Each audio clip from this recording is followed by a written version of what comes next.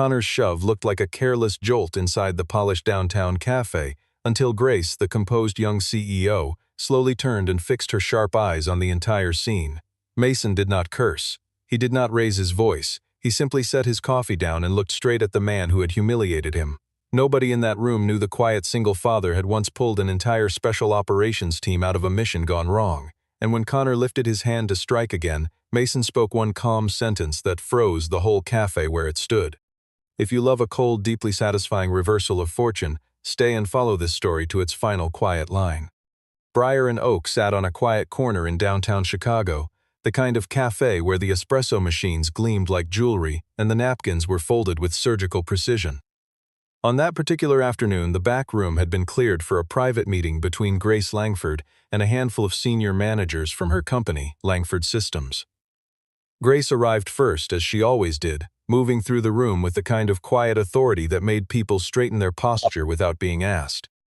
She was young for a chief executive, sharp-eyed and famously allergic to chaos of any kind, the sort of woman who could silence an argument with a single raised eyebrow. Connor Vale walked in just behind her, already talking, already performing the role of the most important person in the building.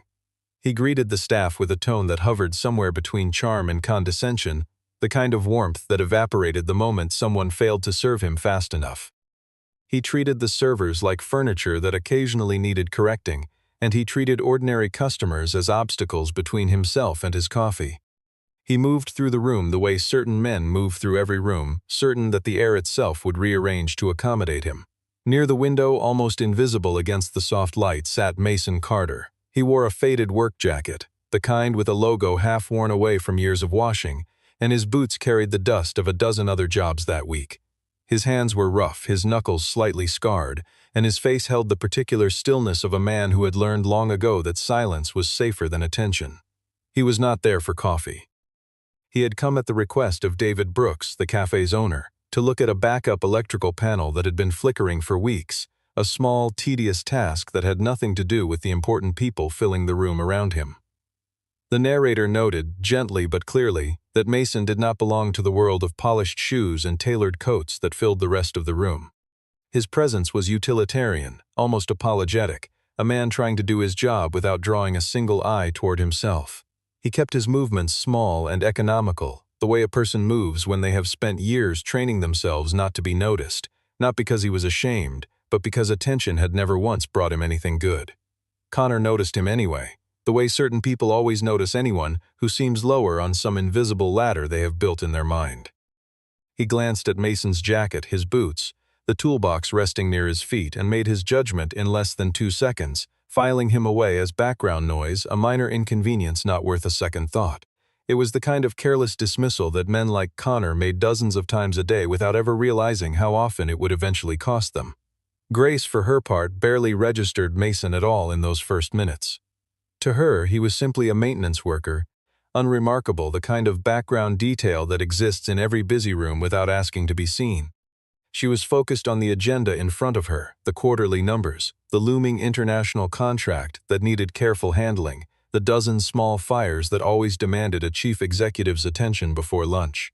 She had no reason yet to suspect that the quiet man by the window would matter to her at all, let alone change the shape of everything that followed. The room itself felt staged without anyone realizing it. The soft hum of espresso machines, the low murmur of expensive conversation, the faint clink of porcelain against polished wood. Underneath all of it ran a current of tension that nobody could name yet, the particular stillness that exists right before something breaks. Briar and Oak looked, for all the world, like a perfectly ordinary afternoon, the kind that fills 1,000 other afternoons in 1,000 other cities without anyone remembering a single detail of it. It was not. Connor spotted Mason crouched behind the service counter, checking wires inside the small panel David had asked him to fix. He straightened up immediately, as if he had discovered something scandalous, and asked loudly why a cheap repairman had been allowed anywhere near the room reserved for important people. His voice carried on purpose, pitched just high enough to reach every table in the back section, the way a man performs outrage for an audience rather than feeling it for himself. David hurried over and tried to explain that Mason had helped the cafe many times before, that he was reliable and discreet, and had never once caused trouble. Connor cut him off before he finished his second sentence, waving a hand as though swatting away an insect. He turned the moment into theater, making sure Grace and the other managers could hear every word, twisting an ordinary repair job into something worth mocking, savoring the small surge of power that came from having an audience watch him belittle someone weaker. Mason did not raise his voice. He said simply that he would finish his work and leave, once he confirmed the panel was safe. There was no defiance in his tone, only a flat, practical calm, the kind that comes from years of being underestimated and choosing not to fight every battle offered to him. He had learned, long before that afternoon, that some men only wanted a reaction, and that giving them one only fed whatever hunger drove their cruelty in the first place. That calm only irritated Connor further. A man who refused to be afraid was, in Connor's mind, a man who needed to be put in his place. He sneered and asked whether Mason's children were proud of a father who spent his life crawling under tables for spare change, a remark meant to wound rather than to inform, delivered with the casual cruelty of someone who had never once worried about how his words might land. For one brief second, something tightened behind Mason's eyes when his family was mentioned, a flicker that vanished as quickly as it appeared. He did not answer the jab.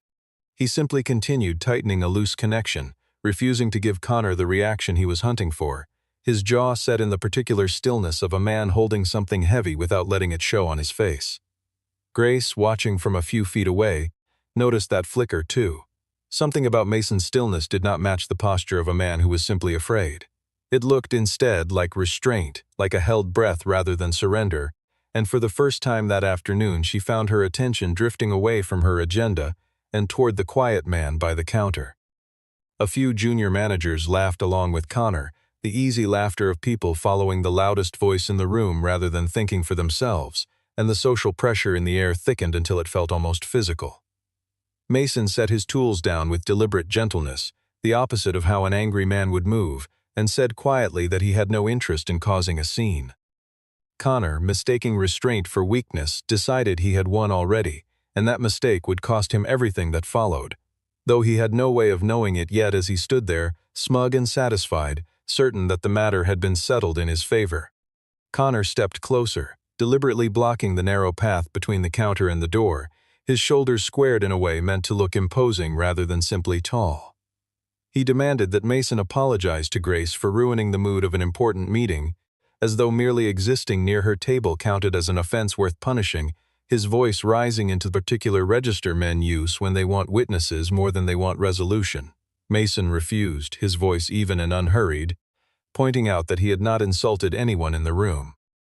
That refusal struck Connor like a slap he had not expected, and his face flushed with the particular anger of a man who has never once been told no by someone he considers beneath him. Without thinking it through, he shoved Mason hard with both hands, right there in front of Grace and every manager seated at the long table, the sound of the impact sharp enough to cut through every other conversation in the cafe. Mason staggered one step backward but did not fall, and the coffee cup in his right hand never spilled a single drop. For a few seconds, several people in the cafe laughed, the nervous, performative laughter of a crowd that wanted to side with power without having to think too hard about who deserved it. The laughter died quickly once they noticed something strange. Mason was not shaken. He was not afraid. He was simply still, and that stillness unsettled the room far more than any shout could have.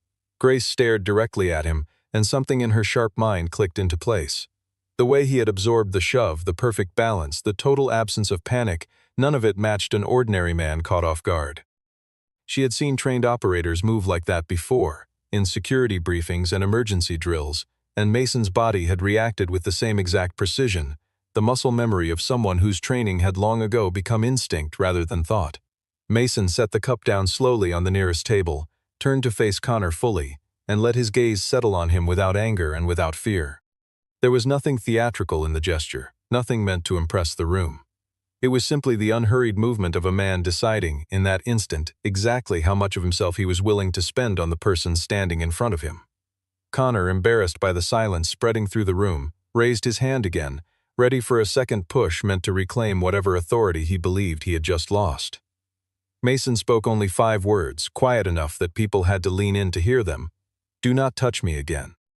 There was no threat in his volume, only in the certainty behind it, and the entire cafe seemed to hold its breath at once. Grace felt for the first time that day a small chill of genuine unease, the sense that the man being mocked was not the one in danger. Connor's hand trembled for half a second before it slowly began to lower, though his pride would not let him admit defeat just yet, and the silence stretched on heavy and unbroken, until it felt as though the entire cafe had become a single held breath waiting to see what happened next. Determined to prove he was not afraid, Connor reached out and grabbed Mason's collar with both fists, dragging him forward in a clumsy attempt to assert dominance in front of an audience that had stopped pretending not to watch. Mason simply rotated his wrist, a small economical motion, and the angle of the grip turned against Connor's own balance. Within a single second, Connor's knee buckled, and he dropped halfway to the floor, his fists still tangled uselessly in fabric that no longer mattered. There was no punch thrown, no dramatic blow, nothing that resembled a fight in the way most people imagine one. The entire exchange lasted only a few seconds, clean and precise, the kind of motion that looked almost gentle from a distance, the sort of control that comes only from years of repetition rather than raw instinct. The moment Connor stopped being a threat, Mason released him immediately, stepping back with his hands open at his sides, palms turned outward, a gesture that said clearly he had no further interest in escalating anything. The cafe fell into complete silence. Connor scrambled upright, his face burning with humiliation, and shouted that Mason had just assaulted him in front of witnesses, his voice cracking slightly under the weight of his own embarrassment.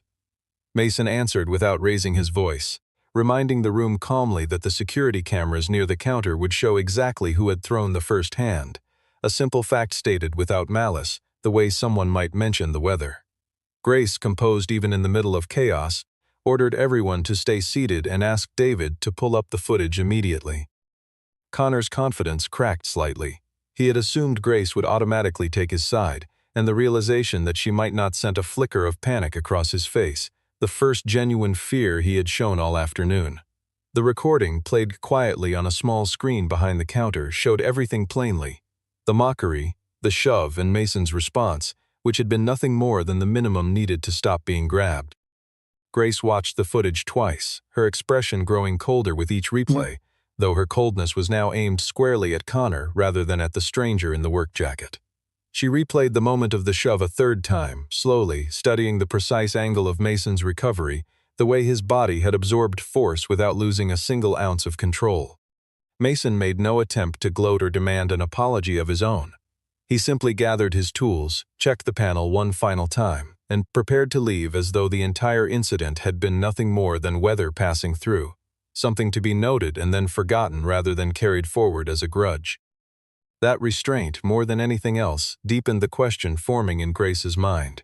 Who exactly was this man, and why did he carry himself like someone who had survived far worse than a shove in a coffee shop, and why did the answer suddenly feel more important than anything else on her schedule that day? Just as Mason reached the door, the cafe's lighting flickered and dimmed, the result of a junior staff member quietly switching off a secondary circuit earlier that day at Connor's request, simply because the exposed wiring near the counter had looked unsightly to him. Mason turned back without complaint and traced the fault within minutes, preventing a small surge from damaging the espresso equipment entirely, working with the same unhurried focus he had shown all afternoon, as though nothing unusual had happened in the last half hour at all. Grace watched him work with quiet, practiced efficiency, and it became obvious that his understanding of electrical and security systems went far beyond what an ordinary repairman would need to know. He diagnosed the fault almost instantly, isolating the correct breaker without testing the others first, the kind of certainty that comes only from deep familiarity rather than guesswork. Charlotte Reed, the company's internal counsel, had been seated near the back of the room during the entire confrontation, and something about the name Mason Carter tugged at a memory she could not immediately place, a small persistent itch at the edge of her thoughts. She excused herself, made a brief call, and returned with a folder she rarely brought to casual meetings, her expression unusually serious for someone normally so unflappable. Quietly, she told Grace that the name matched a security consultant who had once worked anonymously to help Langford Systems recover stolen data during a near disaster nearly 3 years earlier. Grace felt the floor shift slightly beneath her composure. That incident had saved the company from losing a contract worth hundreds of millions of dollars, and she had never learned the identity of the person responsible, only that someone, somewhere, had quietly fixed a catastrophe before it could destroy years of careful work. When Grace asked Mason directly, he looked almost uncomfortable being recognized at all, his shoulders tightening in the particular way of a man who preferred to remain unseen. He said only that he had been hired to do a job, and that he preferred nobody know his name afterward, his voice flat and final, as though the matter were already closed in his own mind. There was no pride in the way he spoke, no attempt to leverage the revelation into anything resembling status or reward. Grace began to understand that beneath the worn jacket and the quiet manner was a history far larger than anyone in that cafe could have guessed. A private world he had clearly worked hard to keep separate from the ordinary rhythm of his days. She wondered, not for the first time that afternoon, how many other ordinary-looking people walked through her offices and her meetings carrying histories nobody had ever bothered to ask about. Connor, still humiliated and listening from a few feet away, caught only fragments of the conversation, enough to realize that his position in the company might be threatened by a man he had just tried to publicly destroy. The realization curdled quickly into something uglier than embarrassment, a cold, calculating fear that began rearranging itself into a plan before he had even left the cafe. Rather than retreat and reconsider his behavior, Connor decided instead to rewrite the story in his own favor, painting Mason as a dangerous outsider who had deliberately positioned himself near the chief executive with intent rather than coincidence. It was a small, cowardly decision, the kind that would unravel everything he had built far faster than any shove ever could, though he had no way of seeing that yet through the haze of his own wounded pride.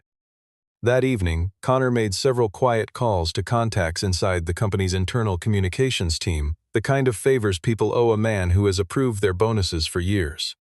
He spread a version of events in which Mason had violently attacked a senior executive without provocation, conveniently leaving out the part where he had thrown the first hand himself, smoothing over the details with the easy confidence of a man who had never once been caught lying before. He pressured David to sign a statement claiming Mason had caused a disturbance inside the cafe, hinting that refusal might cost Breyer and Oak its catering arrangement with Langford Systems entirely. David refused outright, his loyalty to Mason far stronger than his fear of losing business, even as Connor's threats grew sharper and more specific, listing exact figures and exact contracts that could vanish with a single phone call. Word of the rumors eventually reached Grace, fragments distorted just enough to sound plausible if she had not witnessed the truth with her own eyes. Rather than accept Connor's version automatically, she chose instead to investigate quietly, pulling additional footage and speaking directly with staff who had been present that afternoon, cross-checking every detail against what she had personally seen unfold in front of her. Mason, meanwhile, returned to his small workshop on the edge of the city, uninterested in lawsuits or revenge, wanting only to be left alone to continue his ordinary life. The narrator noted that he lived with deliberate discipline, speaking little, accepting only enough work to keep his small household steady, never reaching for more than he needed, content with a quiet existence most people would have considered far too small for a man of his evident skill. His child was mentioned only once, briefly, in a single quiet thought, that he needed his work to remain stable for the sake of the small family depending on him. Nothing more was said about it, and the moment passed as quickly as it had arrived, tucked away behind the same careful stillness he carried everywhere else. Connor escalated further, filing a formal complaint with the board of directors, demanding that Grace sever every connection to Mason immediately and treat him as a liability before he could cause any further damage to the company's reputation. Grace read the complaint twice, noting how carefully it avoided mentioning the footage that contradicted every claim inside it, the conspicuous absence telling her more than anything Connor had actually written. She realized, with growing clarity, that Connor was not merely arrogant. He was dangerous in the particular way that desperate, cornered men become dangerous, willing to bend facts and threaten livelihoods simply to protect his own position, and willing, it seemed, to keep escalating until something finally broke in his favor. She thought back to the footage from the cafe, the easy cruelty in his voice, and wondered how long he had been allowed to behave that way without anyone in the company ever truly stopping him. Rather than respond through memos or formal letters, she made a direct decision. She invited Mason to the Langford Systems headquarters so the entire matter could be settled in the open, with evidence rather than rumor deciding the outcome once and for all. Mason walked into the Langford Systems building beneath the visible contempt of several managers who had already decided, based on Connor's version of events, that he was the villain of the story. Heads turned as he crossed the lobby, the same faded jacket and worn boots drawing stares from people dressed for a far more polished world, though Mason kept his eyes forward and his pace steady, refusing to let their judgments slow him down. Connor tried immediately to turn the gathering into something resembling a trial, speaking with theatrical urgency about safety and liability and the dangers of allowing unstable strangers near company leadership. He paced the front of the room as he spoke, gesturing toward Mason as though presenting evidence at a courtroom rather than simply repeating accusations nobody had yet verified. Grace remained deliberately neutral, insisting that every claim be supported by clear evidence rather than tone or volume. Connor presented his case first, describing Mason as a man with violent tendencies who had no business standing anywhere near a chief executive, his voice rising with rehearsed outrage, each sentence polished from a night spent rehearsing exactly how to frame the story in his own favor. Charlotte played the full cafe recording on the main screen, every second of it, including the mockery, the shove, and Connor's own lie about being attacked first. The room watched in uncomfortable silence as the footage exposed exactly what kind of man had been making the accusations, several managers shifting uneasily in their seats as their earlier assumptions crumbled in real time. Connor tried weakly to argue that Mason's calm, controlled response proved he was trained and therefore dangerous, a desperate twist that convinced almost nobody in the room. His voice cracked slightly on the word dangerous, the first sign that even he no longer fully believed what he was saying. Grace turned to Mason and asked plainly how he had learned to subdue someone without causing real injury. He hesitated, clearly reluctant, before saying quietly that he had once served in a specialized military unit handling missions most people would never hear about. On a video call arranged earlier that morning, Joseph Harris, his former commanding officer, confirmed the claim without hesitation, his voice carrying the unmistakable authority of someone who had spent decades giving orders that mattered. Joseph explained that Mason had once saved several members of his unit during a mission that collapsed because of betrayal higher up the chain of command. Mason had not left the service in disgrace, as Connor had implied through careless insinuation, but because he had taken responsibility that was never truly his, shielding the people who depended on him at great personal cost, a sacrifice nobody in that boardroom had ever asked him to make, and one he had never once mentioned to anyone since. Grace listened with a growing quiet respect that had nothing to do with curiosity anymore, and everything to do with genuine admiration, the kind that settles slowly and permanently rather than arriving all at once. Connor sat very still, the color draining slowly from his face as he understood, perhaps for the first time, exactly how badly he had misjudged the man he had tried to humiliate for sport, the full weight of his mistake finally landing somewhere he could no longer pretend to ignore. In the middle of the meeting, an alarm cut through the room as the building's security system flagged an active intrusion into the company's network. A coordinated group was attempting to lock down the contract data needed for an international signing scheduled within hours, threatening to derail months of negotiation in a single. Screens around the room began flashing red, technicians shouting numbers and codes at each other in the particular controlled panic of people watching a disaster unfold in real time. Connor, technically responsible for operations, froze completely, unable to offer anything useful as engineers scrambled around him. He fumbled with his phone, dialing numbers that led nowhere useful, his earlier bravado evaporating entirely under the pressure of an emergency he had no idea how to handle. Grace faced the very real possibility of losing the largest contract of the year, her composed expression cracking slightly under the weight of how fast everything was unraveling. Mason studied the screens for only a moment before recognizing the pattern of the attack, the particular rhythm of intrusion he had seen before in a very different context, years earlier, in circumstances far more dangerous than a boardroom. He said calmly that this was not random, that someone inside the building had likely opened a path for the attackers to walk through unnoticed, his tone carrying the same unhurried authority it had carried in the cafe. Connor's panic looked convincing on the surface, though something in his posture seemed performative rather than genuine, a detail that Mason noted immediately even as the room around them spiraled. Mason requested temporary access to isolate a secondary server before the breach spread further, and several board members hesitated, still wary of trusting him so soon after the accusations that had filled the morning. Grace made the call instantly, choosing to trust the man whose calm had already proven itself once that day, her decision final and immediate, with no room left for second guessing. Working alongside the technical team, Mason moved methodically, sealing off pathways one at a time without wasting a single unnecessary motion, his fingers moving across the keyboard with the same precision he had shown earlier when handling Connor's grip. The younger engineers around him fell into an easy rhythm, following his instructions without question, recognizing competence the moment they saw it, regardless of what he was wearing. He soon discovered that an internal account belonging to Connor had been used to disable a critical layer of security only minutes before the intrusion began, the timestamp glowing plainly on the screen for everyone in the room to see. Connor insisted immediately that his account credentials must have been stolen, his voice climbing towards something close to desperation, the kind of panic that comes when a carefully built lie suddenly has nowhere left to hide.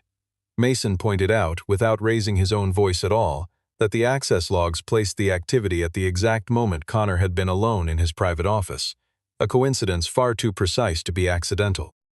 The mood in the room shifted entirely, suspicion sliding away from the quiet repairman and settling, heavily and finally, onto the man who had spent the entire day trying to destroy him, the silence that followed thick with the slow dawning recognition of exactly what had been happening all along.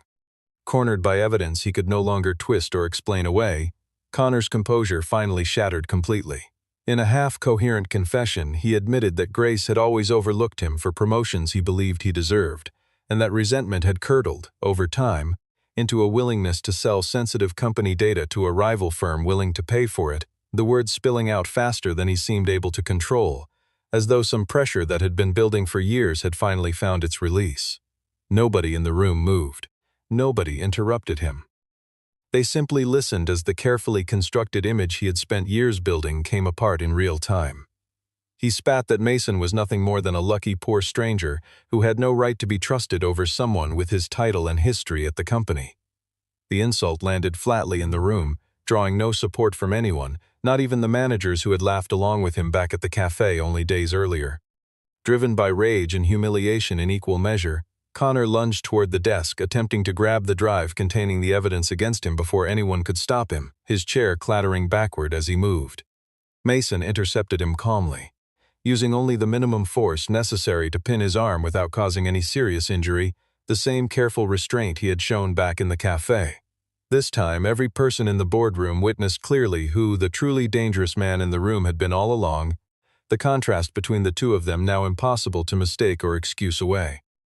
Grace ordered security and the police to be called immediately, her voice steady despite the chaos still settling around her, every word measured and clear even as the room buzzed with the aftershock of what had just happened.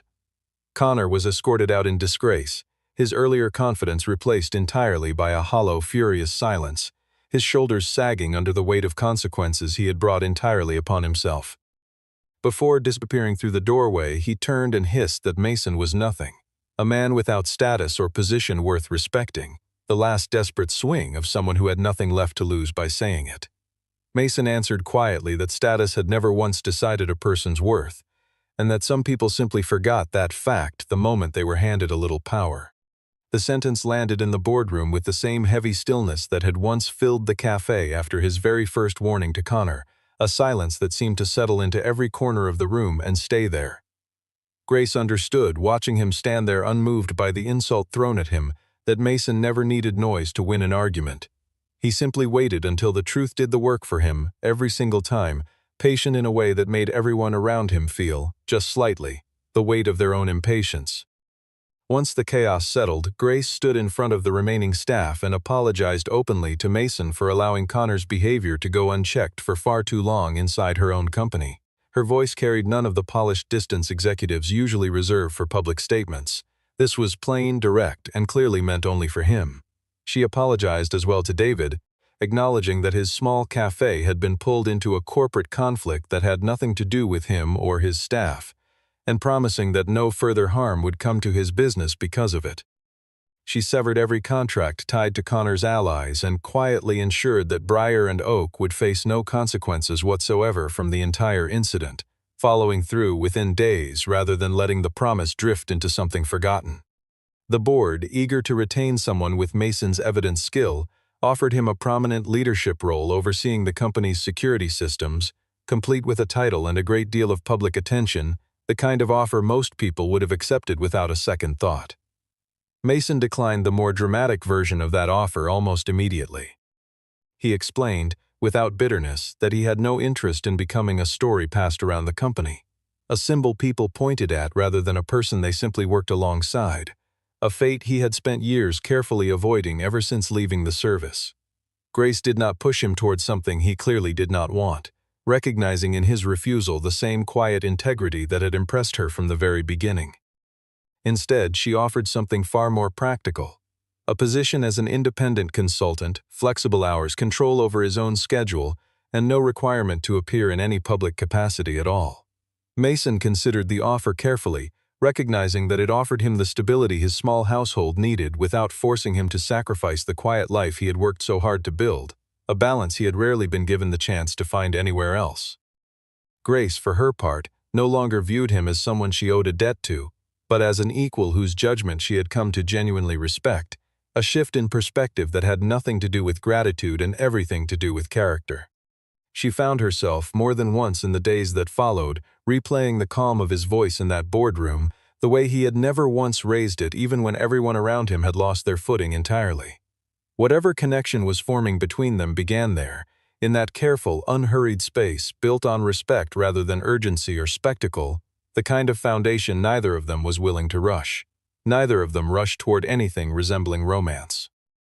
They simply allowed the foundation to settle first, the way solid things always need time, before they can hold real weight, content for now to let the relationship grow at its own steady pace, rather than forcing it into something neither of them was ready for yet. Several weeks later, Grace returned to Briar and Oak, this time without an entourage of arrogant managers trailing behind her, simply herself, dressed plainly, carrying none of the performance that had once accompanied her arrival. Mason was already there, checking the new electrical system David had asked him to install, his presence no longer something anyone in the room treated as invisible or beneath notice. He looked up when the door opened, recognized her immediately, and offered a small, easy nod that needed no further explanation. The atmosphere inside the cafe felt entirely different now. The staff greeted Mason with quiet respect rather than indifference, and regular customers who recognized him from the rumors that had spread weeks earlier offered only small nods, nothing loud, nothing performative, the kind of acknowledgement that respects a person without making a spectacle of them. David had placed a small, unobtrusive sign near the entrance reminding everyone to treat each customer with basic decency, careful never to mention a single name connected to the incident, letting the lesson speak for itself rather than turning it into gossip. Grace sat across from Mason and admitted quietly that on the day Connor pushed him, she had assumed she was simply witnessing an unpleasant disturbance, nothing more significant than that. She told him she understood now that the moment had revealed something far deeper, exposing exactly who each person in that room truly was beneath the surface they presented to the world, a truth that had taken far longer to surface than the few seconds it had actually taken to happen. Mason replied that he felt no particular pride in having silenced an entire cafe with a single sentence. His pride, he said, came from something quieter. The simple fact that he had refused to become anything resembling the man who had pushed him, that he had walked away from every provocation that day with his character intact rather than his temper proven. Grace smiled, softer now than the composed, guarded expression she usually wore in boardrooms and meetings, a warmth that seemed entirely unrehearsed. They talked a little longer about ordinary things, the new contract finally signed, David's plans to expand the cafe's seating, small details that belonged to a life moving forward rather than circling endlessly back to what had already happened. Neither of them mentioned Connor's name even once, as though the matter had already been settled completely and no longer deserved any further space in either of their thoughts. The story closed on a simple image. Mason seated at his familiar table near the window, drinking his coffee slowly, untroubled by the world moving around him. Nobody in the cafe laughed at him this time, not out of fear, but out of a quiet, hard-earned understanding. They had learned in the space of one ordinary afternoon that the stillness of a decent man can carry far more weight and far more warning than any threat ever could, and that some of the strongest people in any room are the ones who never raise their voice at all.